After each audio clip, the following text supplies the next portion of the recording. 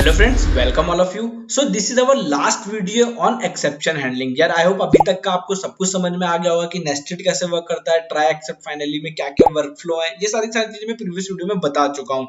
थोड़ा सा बड़ा टॉपिक हो गया हमारा एक्सेप्शन हैंडलिंग, बिकॉज इसमें काफी कुछ था सीखने के लिए। और आज का ये वीडियो हमारा लास्ट वीडियो एक्सेप्शन हैंडलिंग का। तो आज मैं आप लोगों को बताऊंगा कि जो नेस्टेड ट्राई एक्सेप्ट और फाइनली इनके ऊपर जो डिफरेंट डिफरेंट कंडीशंस बनेगी वो कैसे आप हैंडल कर सकते हो। तो वो सारी सारी चीजें हम इस वीडियो में आज डिस्कस करने वाले हैं friends.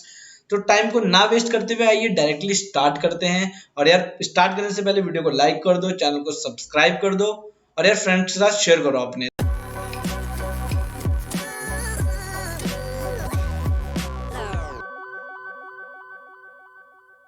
So guys this is my ID. आपको पता होगा स्पाइडर मैंने यहाँ पर ओपन कर लिया और देखो सबसे पहले मैंने एक फ्लो बना रखा है। मैं जस्ट आप लोगों को सीधा पेस्ट करके दिखाता हूँ। बहुत इजी फ्लो है क्योंकि मैंने पहले भी उसका यूज करा है आप लोगों के लिए। ये देखो कंट्रोल वी करा मैंने सीधा, मैंने इसे जस्ट बना रखा था। बहुत छोटी सी चीज लिखी है, समझा देता हूँ मैं आप लोगों को। पहले क्या मैंने यहाँ पर नेस्टेड ट्राई कैच बनाया है। कैच बोल रहा हूँ, सॉरी गाइस, कैच मेरा जावा और सी में यूज होता है, यहाँ पर हम एक्सेप्ट बोलते हैं, सॉरी फॉर दैट।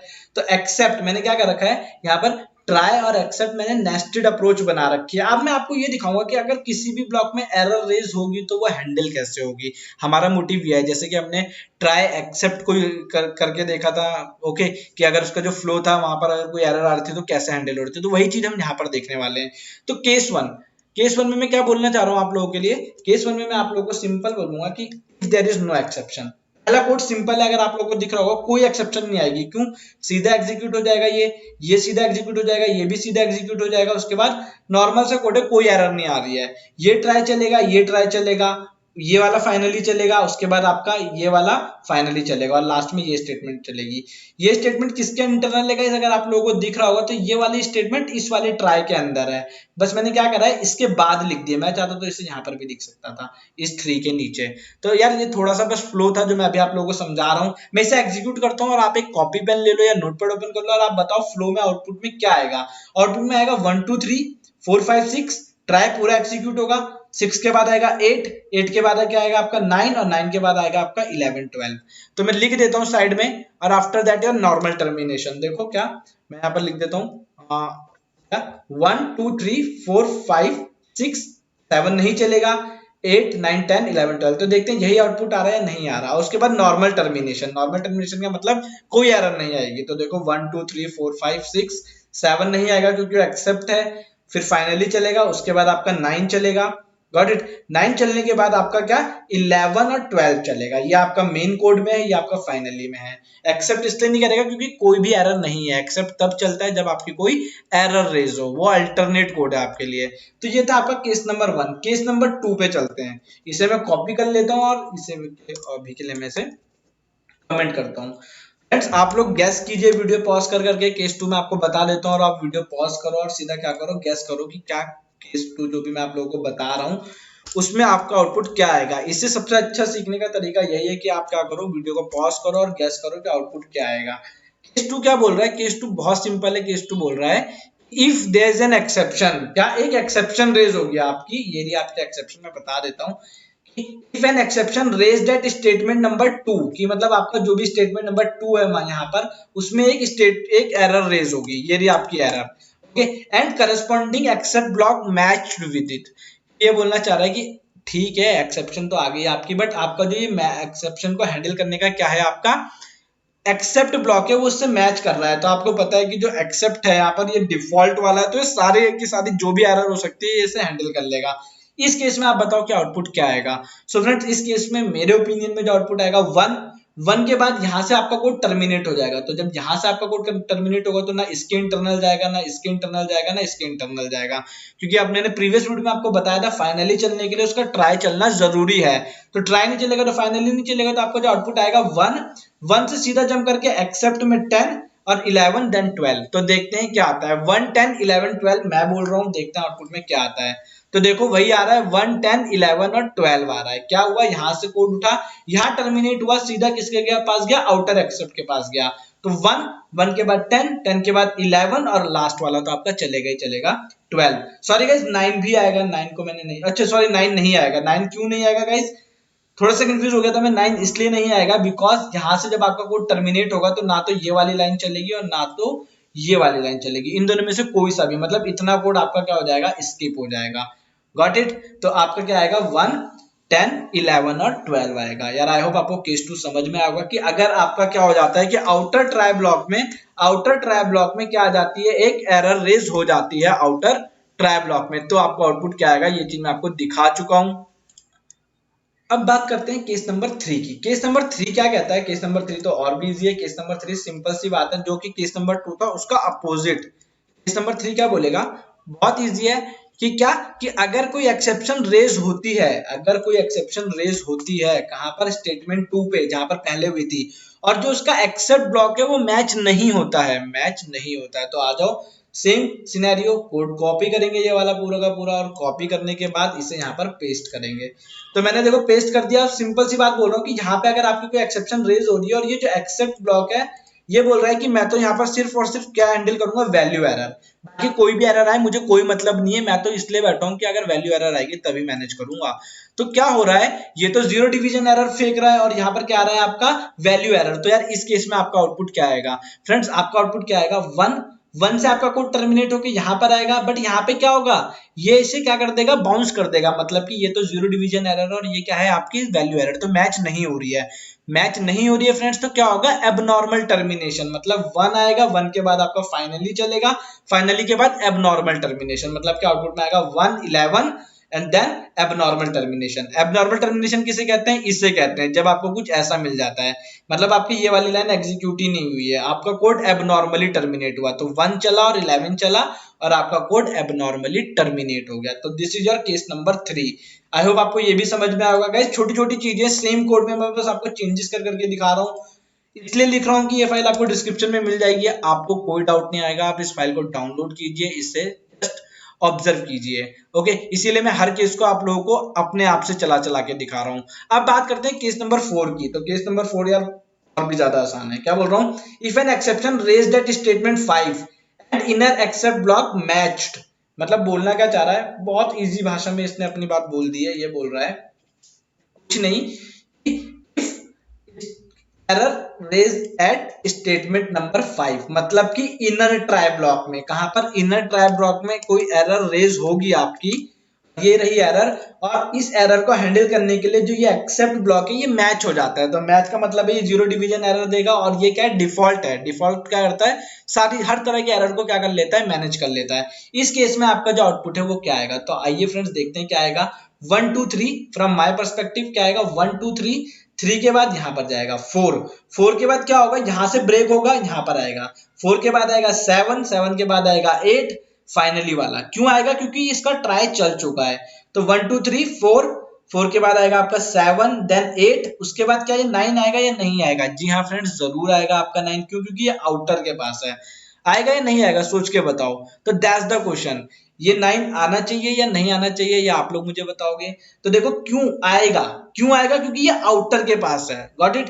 तो देख लेते हैं आउटपुट में, और 9 के बाद ऑब्वियसली क्या आएगा आपका, इस वैल्यू एरर को भी मैं हटा देता हूं, नहीं तो ये बाद में प्रॉब्लम करेगा। इसके बाद आएगा आपका क्या, सिंपल सा 11 और 12। तो आओ देखते हैं ऑपरेट करा के। तो देखो 1 के बाद 2 3 के बाद ये कहां पहुंच गया, इनर में 4 से सीधा जंप करके जब ये एरर आए तो किसके पास आया, 7 के पास।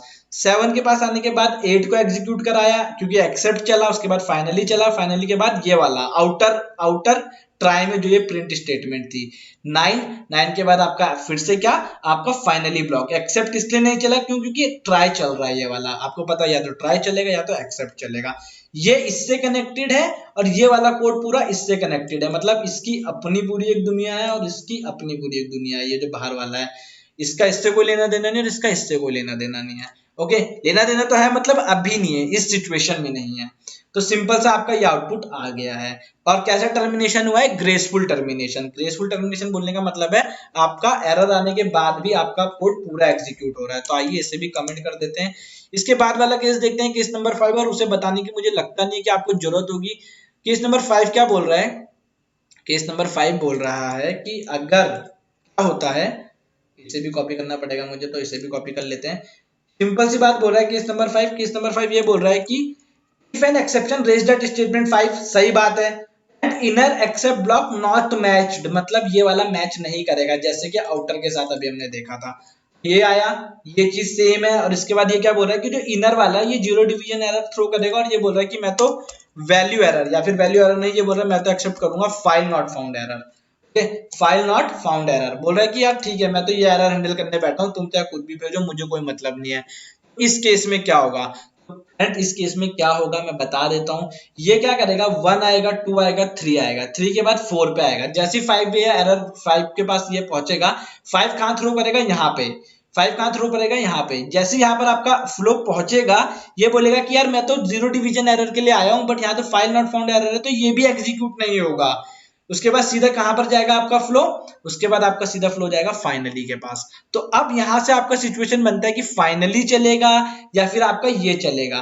तो फ्रेंड्स इसके बाद क्या चलेगा, फाइनली चलेगा। क्यों, क्योंकि इसका ट्राई का स्कोप यहीं खत्म हो रहा है, तो इसके बाद चलेगा फाइनली। फाइनली चलने के बाद आपका क्या आएगा, सिंपल सा ये वाला पार्ट आएगा कि नहीं आएगा, आप लोग सोच के बताइए। यहाँ पर यही एक कैच है थोड़ा सा कि ये वाला पोर्शन चलेगा कि नहीं चलेगा। तो चलो एग्जीक्यूट करता हूं, मैं फिर समझाता हूं, वहां से आप लोगों को ज्यादा समझ में आएगा। तो देखो ये आया आउटपुट, सेम 1 आया, 2 आया, 3 आया, 4 आया, 4 तक आ गया। 4 तक आने के बाद जैसे ही 5 पे पहुंचा, तो 5 से ये बाउंस होके यहाँ पर एरर थी, कहां पर पहुंचा, यहाँ पे। बट यहाँ पे तो एरर हैंडल हुई नहीं, तो यहां से सीधा बाउंस होके कहां गया, फाइनली के पास। फाइनली हमेशा चलेगा, फाइनली क्या होगा, हमेशा चलेगा। तो यहां से जब आपका कोड बाउंस होगा तो फाइनली के पास नहीं जाएगा, वो यहां से बाउंस होके कहां पर जाएगा, यहाँ पे जाएगा, एक्सेप्ट के पास जाएगा। इसीलिए आपका ये वाला लाइन ऑफ स्टेटमेंट नहीं चलेगा। फाइनली आपका बीच में इसलिए आ रहा है बिकॉज फाइनली हमेशा चलता है, अगर ट्राई चल गया तो फाइनली चलेगा। तो आप ये सोच रहे हो कि सर फाइनली चल गया तो यार इसे भी चलना चाहिए था, बट ऐसा नहीं है फ्रेंड्स। आपका कोड यहीं से टर्मिनेट होकर सीधा यहाँ एक्सेप्ट में पहुंचा है, 8 के बाद सीधा कहां पहुंचा है, वो यहाँ पर पहुंचा है। तो मतलब आपका कोड यहाँ से टर्मिनेट हुआ, सीधा कहां पर चला गया, वो एक्सेप्ट के पास, बट बीच में फाइनली था, और फाइनली हमेशा एग्जीक्यूट होता है, तो इसीलिए वो फाइनली यहाँ पर आ गया है। इसीलिए आपका 9 वाला स्टेटमेंट प्रिंट नहीं हुआ है, क्योंकि इसने अपना थ्रो किस पे भेजा है, सीधा आउटर एक्सेप्ट ब्लॉक पे भेजा है। और ये कैसा आउटर एक्सेप्ट ब्लॉक था, डिफॉल्ट था, तो इसीलिए इन्होंने क्या करा, जो भी एरर आ रही थी उसे हैंडल कर ली। अगर ये भी कोई सिलेक्टेड होता तो ये एबनॉर्मल टर्मिनेट हो जाता।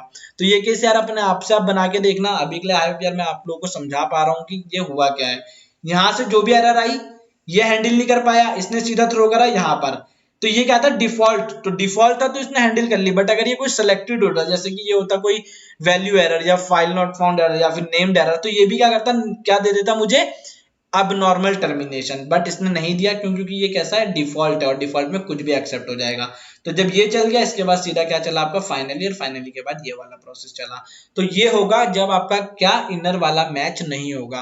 फ्रेंड जब आप एक प्रोफेशनल कोड लिखने बैठते हो, जब आप एक बड़ा प्रोजेक्ट बनाते हो, तो इन सब चीजों की उतनी ही रिक्वायरमेंट पड़ती है जितनी आपने अभी तक प्रोसीजरल या फंक्शनल प्रोग्रामिंग पढ़ी है।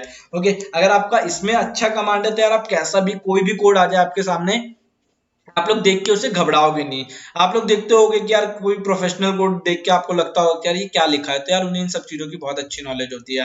बट आज के बाद आप लोग टेंशन मत लो यार, आप लोगों को भी हो जाएगी। तो कि देखो केस नंबर 6 देखो क्या है, if an exception raised at statement 5 and both inner and outer block are not matched. तो जो चीज मैं अभी आपको बताना चाह रहा था इतनी देर से, वो चीज यहाँ पर आ ही गई। केस नंबर 6 पे वो चीज यहाँ पर आ ही गई। क्या बताना चाह रहा था, ये कोड आया, ये कोड आया, और इसने क्या बोला कि यहाँ पे आई एरर, ये भी मैच नहीं हुआ और ये भी मैच नहीं हुआ।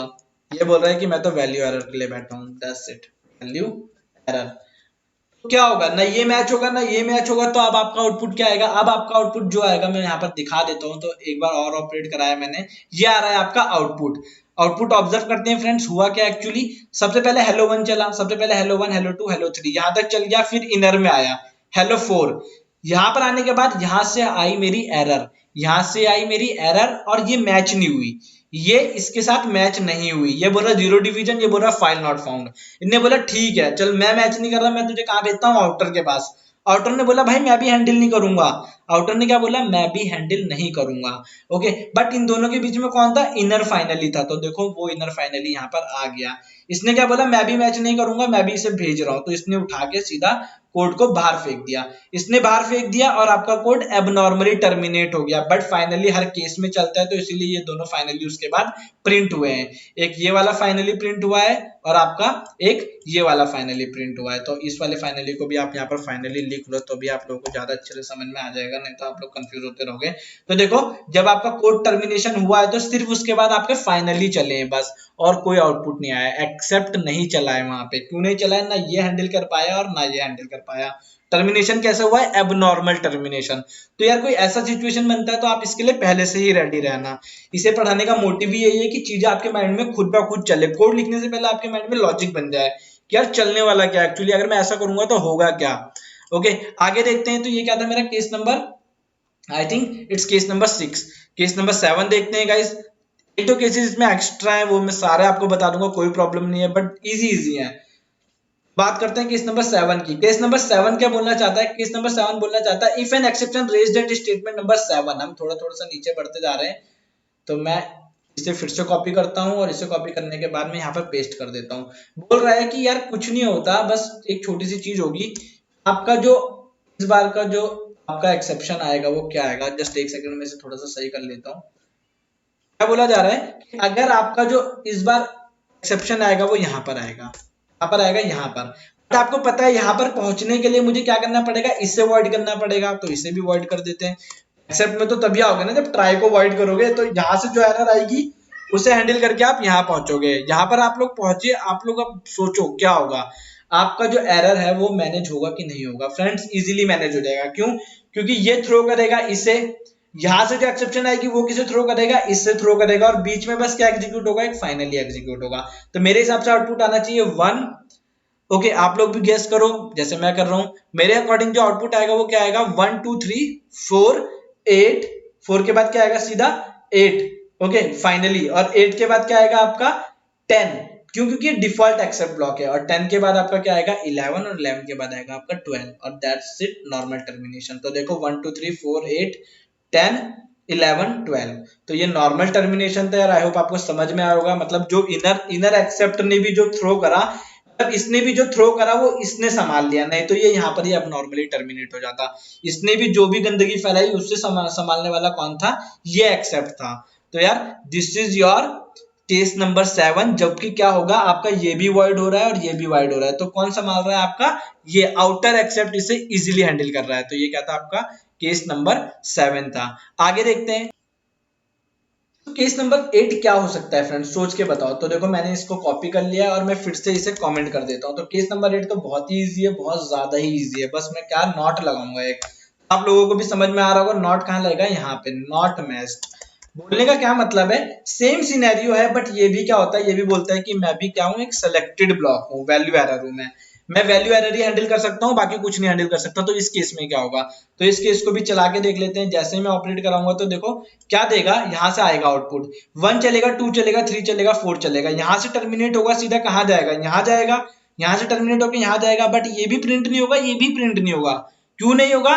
इसने टर्मिनेट करा, इसने भी टर्मिनेट करा। तो यानी कि क्या चलेगा? 4 के बाद सीधा फाइनली चलेगा। 4 के बाद सीधा क्या चलेगा आपका? ये वाला फाइनली, 8 वाला फाइनली। अगर आपको दिख रहा होगा तो 4 के बाद सीधा क्या चला है? फाइनली चला है। ओके, इसके बाद यहां से उठ के एक्सेप्शन कहां पहुंची? यहां पर पहुंची। बट ये बोल रहा है मैं तो सिर्फ वैल्यू एरर हैंडल करने बैठा हूं, बाकी मुझे किसी से कोई लेना देना नहीं है। तो ये क्या, बस यहां पर भी आपका कोड टर्मिनेट हो जाएगा। टर्मिनेट का मतलब एबनॉर्मली टर्मिनेट। क्यों? ये बोलेगा कि ड्यूरिंग हैंडलिंग अबव एक्सेप्शन मुझे एक और एक्सेप्शन मिल रही है, वो है जीरो डिवीजन एरर। तो इस तरीके से बस आपका ये वाला फाइनली चलेगा लास्ट में, दैट्स इट। ओके, यहां पर से एक्सेप्शन जो आई ये हैंडल नहीं कर पाया। अगर ये भी हैंडल नहीं कर पाएगा तो आपका कोड होगा एबनॉर्मली टर्मिनेट। तो ये रहा आपका आउटपुट 1 2 3 5 8 और लास्ट वाला 11। तो लास्ट में बस इस 4 के बाद क्या चल रहा है? फाइनली चल रहा है। फाइनली क्या हर केस में चलता है। तो यार आई होप आपको केस नंबर 8 भी समझ में आया होगा। This is your case number 8। इसे भी मैं क्या कर लेता हूँ? कमेंट कर देता हूँ। आगे देखते हैं फ्रेंड्स, केस नंबर 9। इसमें टोटल 12 केसेस है, तो मैं आप लोगों को केस नंबर 9 तक बता चुका हूँ। ओके, केस नंबर 8 तक बता चुका हूँ। 9 देखते हैं केस नंबर 9 क्या बनता है मेरा। तो मैं अपना कोड बस कॉपी करता हूँ और पेस्ट करता हूँ आप लोगों के लिए। ये रहा मेरा कोड। और केस नंबर 9 में अगर आप लोगों को दिखाऊं तो केस नंबर 9 क्या है मैं लिख देता हूँ यहाँ पर आप लोगों के लिए। केस नंबर 9 बोलना चाहता है कि मैं बोल रहा है इफ एन एक्सेप्शन है रेज दैट स्टेटमेंट नंबर 8, मतलब ये भी सही है, कोई लेना देना नहीं है इससे। इसके बाद ये भी सही है, इससे भी बोल रहा है कि ठीक है एवरीथिंग इज गुड, बट इस बार फाइनली में आके आपकी प्रॉब्लम बढ़ जाती है। किसमें? फाइनली में आके आपकी एक एरर रेज हो गई, वही जीरो डिवीजन एरर।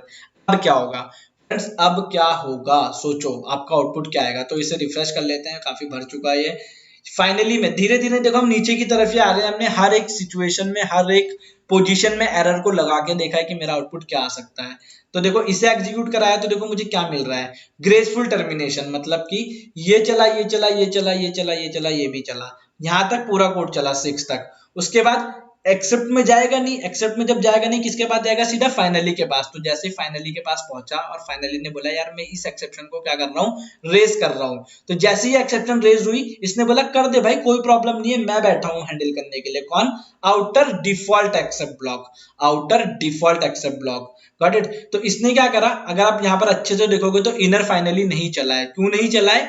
क्योंकि इसने तो एक्सेप्शन रेज करी, जैसे इसने एक्सेप्शन रेज करी आपका जो कंट्रोल फ्लो था 8 से, ओके 7 के बाद 8 चलना था, बट 8 नहीं चला। कहां पर पहुंचा सीधा आपका कोड? 7 भी नहीं चला, बिकॉज क्यों? क्योंकि वो एक्सेप्ट ब्लॉक था। तो यानी कि मैं बोलूंगा 6 से सीधा पहुंचा वो 10 पे, इस वाले एक्सेप्ट ब्लॉक पे, और ये वाला पूरा पोर्शन स्किप कर दिया। ओके 10 पे पहुंचा, उसके बाद 11 और 12, दैट्स इट। जहां पर भी आपकी एक्सेप्शन यहाँ पर फाइनली ब्लॉक में क्या हुई है, रेज हुई है, तो यहां से किसने हैंडल करा? डिफॉल्ट एक्सेप्ट ब्लॉक में। तो ये तो क्या था आपका केस नंबर 9 था। अब केस नंबर 10 देख लेते हैं।